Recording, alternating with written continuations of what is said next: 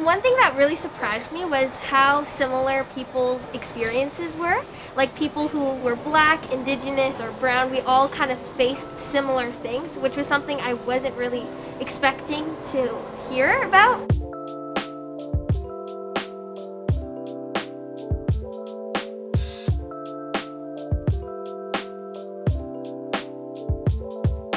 What I spoke about in the conference was more on people of color who are the only person of color at their school or in their friend group. Like when someone touches my hair and doesn't ask or say anything, it can be really disrespectful. My name is Makayla Williams. I'm in grade 11 and I go to Burnaby South Secondary School. My topic was kind of talking about education and being a colored or racialized student. I just kind of thought that I would just be treated like everybody else, but when I did well, it was very confusing to me why everyone was so shocked and so surprised because I didn't really think of myself as different.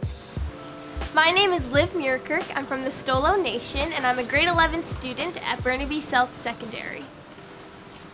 I remember being a student of color growing up in the late 70s and 1980s, and it was really hard. It was really difficult, and people weren't talking about race or racism. People didn't deal with it. I didn't see myself in my schools, in the faculty, in the administration, in the curriculum. Planning committee. There's 5 or 6 of us in 3 different districts, and we've already started, so we have to start thinking. I've been doing anti-racism work for 13, 14 years, and it's been a challenge over the years to get people to understand the need for such groups, because people aren't having those hard conversations. It makes people feel uncomfortable. My experience, and especially now with the Black Lives Matter movement and the horrible events of George Floyd, I've had a lot of students come to me kind of making jokes of the movement, putting up the black fist and then laughing, like making a lot of jokes that just are really inappropriate. What was your reaction to that, like when you would experience it?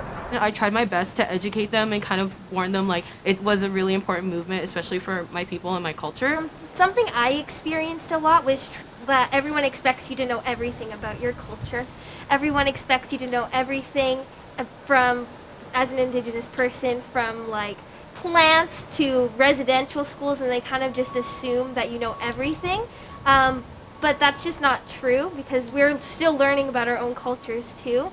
But like just meeting all of the people and the panelists was so cool, because we all had very similar experiences, and just finally feeling like we had people that we could relate to. When I see these young students having the courage and just the resilience to share their lived stories that are pretty heavy and hurtful, that brings me hope. And of course this work is going to go past Black History Month, because we're going to keep this work going and try our hardest to make a big change.